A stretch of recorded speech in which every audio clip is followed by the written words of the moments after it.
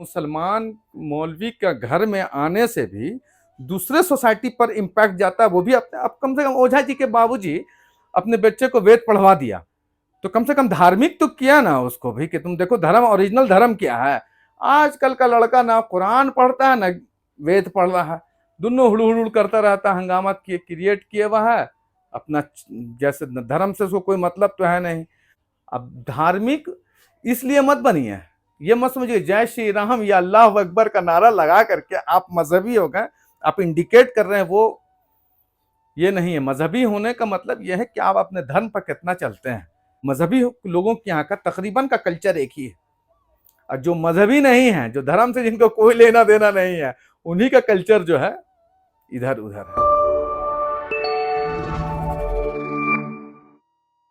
एक मेरा दोस्त है ओम प्रकाश ओझा, तो उसके बाबूजी आए इलाज के लिए, बिहार के उन लोग रहने वाले हैं। वो जो फैमिली है उसकी वाइफ जो है आरा में अभी प्रोग्राम ऑफिसर वगैरह है ओझा की। तो हम इलाज के लिए तो हम गए, जैसे ना, तो रूटीन के हिसाब से ताज़ियत मैंने देखने के लिए कि कैसी तबीयत है, क्या नहीं। तो गए, हम कहा कि मिले उले ना, हम कहा खैरियत उरियत पूछा कि कहाँ घर हुआ, तो बताया कि गया मकान है मेरा, अब दिल्ली में रहते हैं, क्या बच्चे बच्चे, तो हम सब बताया।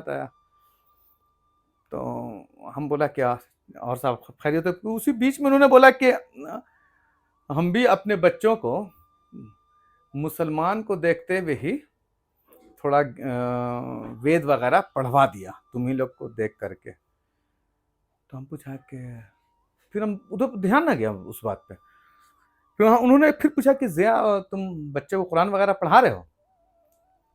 तो हम कहा कि जी। बोला कि पढ़ा रहे हैं, मौलाना आते हैं पढ़ाने के लिए। कहें कि तुम लोग क्या, इस सिस्टम हमको बड़ा पसंद आया था। कहें कि इसी वजह कर हमने अपने बच्चों को वेद जो है, जो बच्चे पढ़ लिए हैं उनको थोड़ा थोड़ा वेद की जानकारी पढ़वा दिया एक पंडित जी को बुला करके। मगर हम लोग के यहाँ वैसा जो है नहीं मिलता है, जैसा तुम्हारे यहाँ प्रॉपर में जो कुरान पढ़ाते हैं ना, वैसा नहीं मिलता। बहुत परेशानी हुई, मगर फिर भी हमने कोशिश किया कि पढ़ा देते हैं।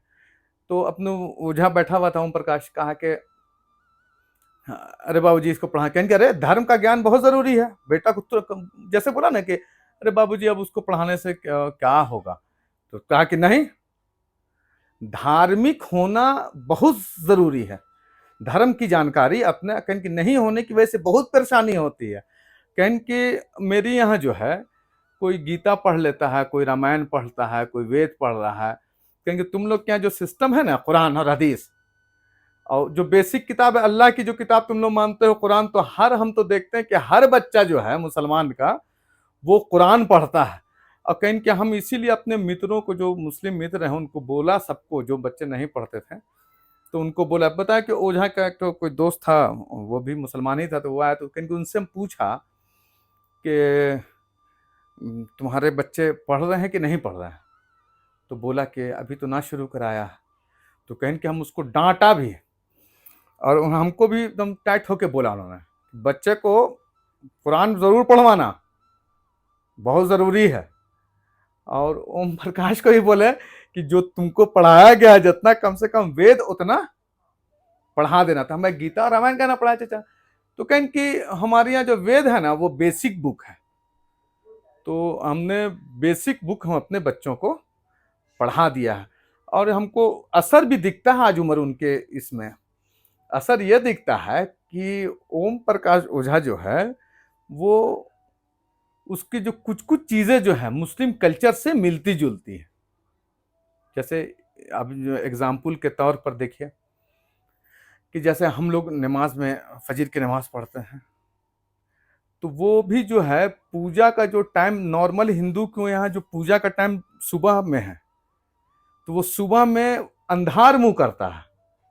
हमें कि अंधार मुंह काहे करते हो यार, हम उससे पूछा कैस कि भगवान को अंधेरे में मतलब कि उगते हुए सूरज उगने से पहले जो है भगवान के चरण में जाने से भगवान ज्यादा सुनता है।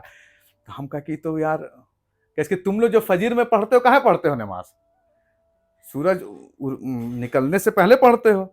तो इसीलिए हम लोग, और उनके यहाँ का कल्चर भी जो देखिएगा, जो बेसिकली पंडित है, तो पंडित का जो कल्चर भी जो है उनके यहाँ की जो ओरिजिनल पंडित हैं, उनका लिबास पहनना, ओढ़ना, चलना फिरना, तकरीबन औरतों का निकाब हटा दिया जाए तो अब पंडिताइन की जो लड़की हैं, जो ओरिजिनल पंडित, सर पर उनके पल्लू डला रहेगा।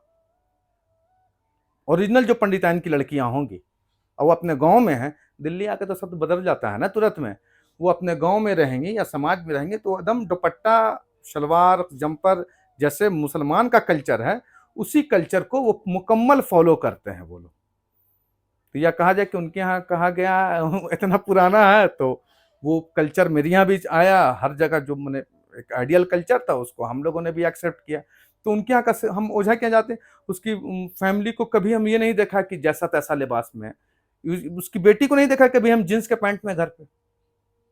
हम बोलते हैं यार जींस में छोटी बेटी है ना, कैसे अभी से आदत लग जाएगा यार, जा तुम समझते नहीं, हम लोग यही सब कल्चर नहीं है, गांव में जाके तो क्या होगा।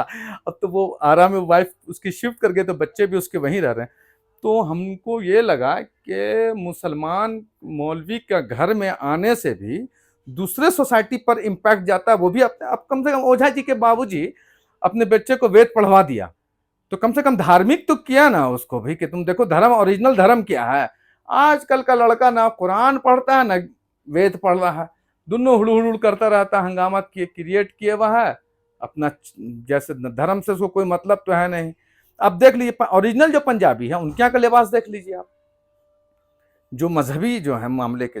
हम सरदार इकबाल सिंह के यहाँ पटना में, गुरु गोविंद सिंह है ना, तो इकबाल सिंह के यहाँ अक्सर बेशतर जाते थे, तो हम उनके बच्चे के भी देखते थे। उनके यहाँ का पूरा सिस्टम यार, मतलब कि एक एक चीज मुसलमान के स्टाइल वाला, जो हम लोग के यहाँ का कल्चर है, वही जबान, वही बोलने चालने का तरीका, वही उठने बैठने का तरीका। अब धार्मिक इसलिए मत बनिए, ये मत समझिए जय श्री राम या अल्लाह अकबर का नारा लगा करके आप मजहबी हो गए, आप इंडिकेट कर रहे हैं, वो ये नहीं है। मजहबी होने का मतलब यह है कि आप अपने धर्म पर कितना चलते हैं। और हमने सरदार इकबाल सिंह पटना गुरु गोविंद सिंह में वो ये थे, क्या कहते हैं, मुख्य पुजारी जो होता है ना, वो थे। तो उनके घर भी अक्सर बेशतर जाना होता था, और जाने का मुराद ये तो रहता था कि उनके यहाँ जो धोया जाता था अतर से, वो नहीं होता चौकी जिस पर वो गुरु गोविंद सिंह जी की पैदाइश हुई थी, तो अतर बड़ा खुशबूदार होता था, उसको रूई से उसको पोछा जाता था। तो रूई भी जो होता था ना बहुत खुश, मैंने हाई क्वालिटी का वो अतर होता था। तो हम जब भी उधर जाए ना तो सरदार इकबाल सिंह के यहाँ चले जाते थे। सर हजरत गुरुजी कहते हाँ खिलाइए, तो हलवा हलवा तो खिला ही देते थे, घर पे ही उनके जाते थे अक्सर।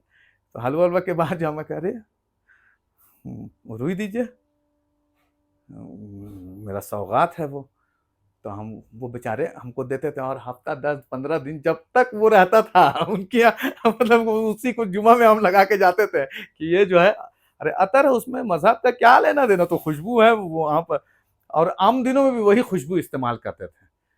तो उनके यहाँ का भी कल्चर जो है पूरी जो है मुस्लिम का।